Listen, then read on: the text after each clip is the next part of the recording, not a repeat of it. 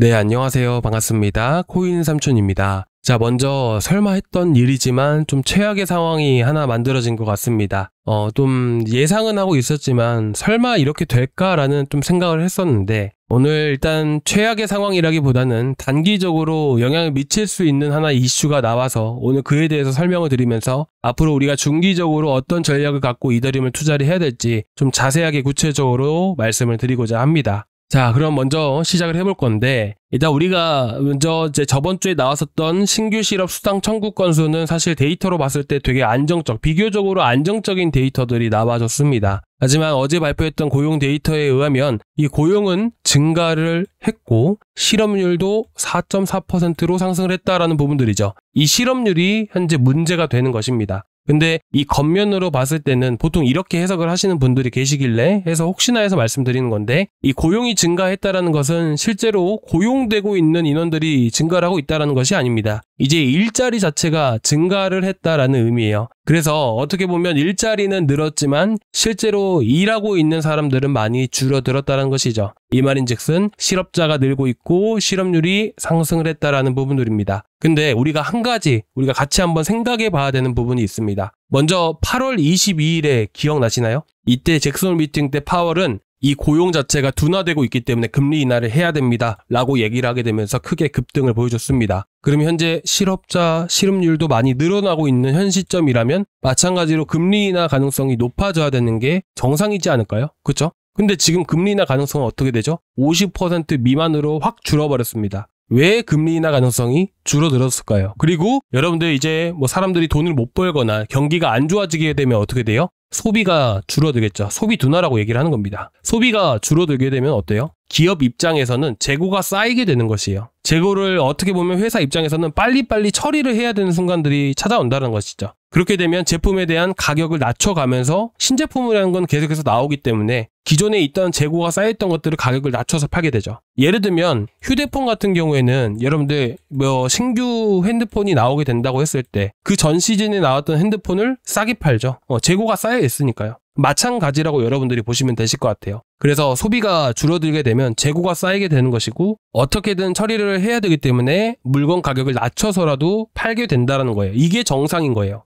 자, 그렇게 되면 물가를 잡을 수가 있겠죠. 그러면 금리 인하를 해야 되는 게 맞는데 도대체 왜 금리 인하 가능성이 줄어들었을까요? 사실 해답은 이 자료를 통해서 알 수가 있습니다. 지금 보시는 것은 JP모건에서 발표한 이제 보고서인 건데 이 내용을 보시게 되시면 소득 상위 10% 계층이 전체 소비 지출의 약 49.2%를 차지했다라고 합니다. 자, 여기서 한 가지만 더해서 한번 생각을 해보자고요. 상위 계층에 대한 소비 자체가 계속해서 늘어나고 있다면 어떻게 될까요? 그렇게 된다면 어떻게 돼요? 당연히 물가에는 큰 영향을 미치지가 않게 된다는 거예요. 좀 더 풀어서 말씀을 드리면 소비 자체는 상위층에서는 절대로 끊기지가 않고 있고요. 현재 하위 계층에서만 소비 자체가 많이 줄어들고 있어요. 그렇기 때문에 실질적으로 소비에 대한 영향을 미치는 것은 소득 상위 10% 계층인 부분들이다 보니까 결국 물가 자체가 낮아질 수가 없다라는 것이 되는 겁니다. 그렇다 보니까 어떤 기사들이 나오게 돼요? 미국 소비에 대한 양극화가 심화되고 있고 그로 인해서 물가 자체가 낮아지지 않고 있기 때문에 물가를 챙겨야 된다라는 얘기가 나오고 있는 겁니다. 그래서 지금 이 상황에서 금리 인하를 하게 된다면 어떻게 돼요? 금리 인하를 하게 되면 물가 상승을 더 부추기는 셈이 될 수 있기 때문에 금리 인하 가능성이 현재 급격하게 떨어지고 있었다라는 것이죠. 자, 그럼 앞으로 우리가 단기적으로 봤을 때 이 시장 자체가 고용에 대한 부분들, 물가 자체에 대한 이런 공포감 때문에 많이 떨어진 거잖아요. 그럼 앞으로 우리가 어떤 데이터들을 또 파악을 해봐야 될까요? 당연히 CPI, 소비자 물가지수와 생산자 물가지수에 대한 데이터들을 우리가 확인을 해봐야 되겠죠. 당장에 지금 셧다운 이후에 언제 나올지는 모르지만 그 발표 자체가 아직 안 나왔습니다. 근데 어쨌든 발표 일자가 정해지고 발표가 나왔을 때야말로 시장이 바닥을 다져갈 수 있다라고 보고 있습니다. 그런 소비 데이터들을 일단은 현재 보시다시피 인플레이션 나우캐스팅이라는 자료가 있는데 이 자료를 통해서 대략 예상해 볼 수가 있습니다. 이미 10월 달에는 물가 지표가 한번 발표가 되었었죠. 그래서 이제 10월 달치가 11월 달에 발표가 될 건데 현재 10월 31일 기준으로 봤을 때 3.247%. 자, 가늠이 안 가시겠지만 이 정도면 되게 정상적인 흐름이라고 보시면 될 것 같아요. 안정적인 물가다라고 보시면 돼요. 단 3.5%를 넘어가시면 안 되고요. 그리고 CPI 인플레이션뿐만 아니라 금리 결정에 가장 큰 영향을 미치는 데이터가 바로 코어 PCE 인플레이션입니다. 근데 2.8%를 현재는 유지를 해주고 있죠. 이게 앞으로 계속해서 상승하면 안 됩니다. 그렇게 되면 시장이 바닥을 못 짚어요. 근데 어쨌든 이 정도 수치 정도, 이 정도 결과치만 나온다 하더라도 이 정도만 그래도 앞으로도 유지만 해주더라도 사실상 시장은 바닥이 나올 가능성이 높다라고 보시면 되실 것 같아요. 아시겠죠? 자, 그러면 우리가 여기까지 봤던 내용들은 거시적인 내용들이에요. 거시적인 부분들을 가지고 시장이 이런 결과들이 나와줘야지만 바닥을 칠 수 있구나 정도를 알고 있는 겁니다. 그러면 여기서 한 가지 더 봐야 되는 것은 우리가 결국 트레이딩을 하고 또 투자를 하고 있는 위치이기 때문에 현재 어디서 매수를 하느냐, 우리가 이런 부분들을 봐야 되잖아요. 일단은 이 조건이 먼저 완성이 돼야 됩니다. 이 물가지표가 나와줘야 돼요. 그리고 그 당시의 가격대를 봐야 됩니다. 아시겠죠? 그래야 우리가 저점을 잡으시려고 하시는 분들은 이런 식으로 보시면서 첫 번째 조건에 맞아떨어져야 되고 그 당시의 가격들을 보게 되면서 그 당시의 흐름들을 보면서 저점을 잡아가는 셈이에요. 그럼 현재는 이 조건이 완성이 돼야 될 거 아니에요. 그럼 두 번째, 세 번째 왔을 때 우린 저점을 그제서야 잡을 수 있다는 것이죠. 근데 이 저점을 잡는다라고 생각을 하면 사실 되게 어려운 난이도거든요. 그래서 제가 한 가지 방법을 말씀을 드릴게요. 어떤 것들을 우리가 봐야 되는 거냐면 지금 보시다시피 이거는 제가 이전 영상에서도 말씀드렸다시피 리얼라이즈드 프라이스라고 해서 실제 세력들의 평균 매입가입니다. 이 주황색은 보시다시피 7, 8년간의 데이터들을 보여드리고 있는 건데 이 이더리움이 아무리 꼬꾸라치고 크게 하락을 한다 하더라도 이 바닥 구간에 이 주황색 선이 세력들의 단가인데 세력들의 단가를 단 한 차례도 이탈한 적이 없었어요. 근데 딱 한 번 생기게 되죠. 이 당시가 언제냐면 바로 2025년 4월 달입니다. 이때 관세에 대한 부분들 때문에 크게 이탈을 했었어요.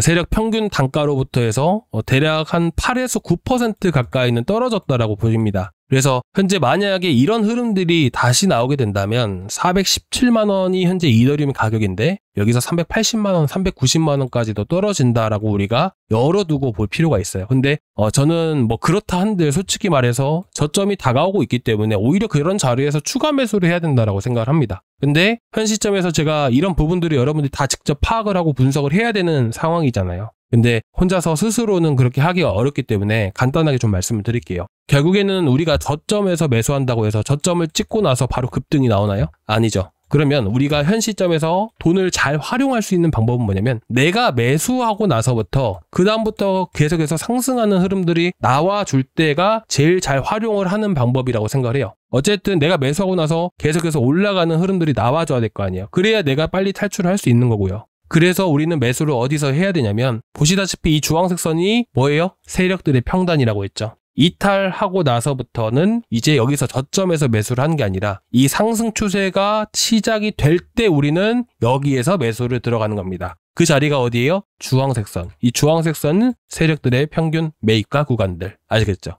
자, 그러면 현 시점에서 보셨을 때는 지금 데이터가 11월 18일까지밖에 안 나와 있어요. 2.8769K예요. 그러면 이 자리가 어디냐면 대략 430만 원이 되는 겁니다. 그런데 이거는 매일매일 바뀌어요. 매일매일 바뀐다라고 보시면 될 것 같아요. 그래서 아마 좀 더 바닥을 짚고 할 때는 이게 좀 더 내려와 주겠죠. 그럼 대략 한 410만 원 이 현재가 구간이 될 수도 있을 것 같습니다. 그래서 바닥이 다져진 다음에 상승 추세로 전환이 되었을 때 우리는 매수를 해 나간다면 좀 더 빠르게 회복을 하고 또 수익 구간이 또 빠르게 찾아올 수가 있겠죠.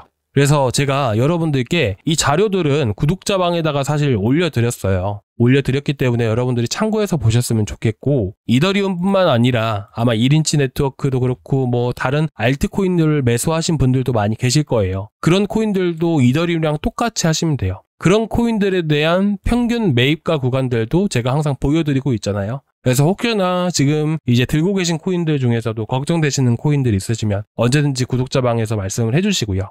구독자방에 많은 분들이 들어와 계시는데 중요한 거는 이제 여러분들 많은 분들이 들어와 계시다 보니까 제가 영상으로 댓글로 요청을 해주시는 분들이 계세요. 댓글로 요청 주시면 제가 글로밖에 말을 못 해드립니다. 그래서 사실 이런 지표들을 여러분들께 보여드리면서 하는 게 더 효율적이고 그리고 영상으로 일일이 하나씩 말씀을 드리기보다는 구독자방에서 계속 글로 말씀을 드리는 게 좀 더 빠르게 좀 전달을 드릴 수 있다 보니까 제가 이렇게 구독자방 운영을 하고 있다는 점, 그래서 여러분들이 들어오셔서 꼭 물어보셨으면 좋겠습니다. 가만 놔둔다고 올라가는 거 아니니까 우리가 반드시 또 대응을 해야 되는 거잖아요. 그래서 그런 거니까 좀 참고해 주시기 바라고 저희 구독자방은 고정 댓글란에 링크가 있습니다. 그 링크 타고 또 들어오시면 될 것 같습니다. 자, 자, 먼저 오늘 좀 전반적으로 다시 한 번 더 말씀을 드릴게요. 현재 바닥을 다지기 위해서는 이미 세력 평단을 이탈했기 때문에 더 떨어질 가능성이 크다. 하지만 바닥을 짓기 위해서 가장 먼저 첫 번째로 우리가 파악을 해야 되는 것은 현 시점이 이제는 고용보다 물가에 포커스를 잡고 있기 때문에 이 물가 데이터가 어떻게 나오는지 그게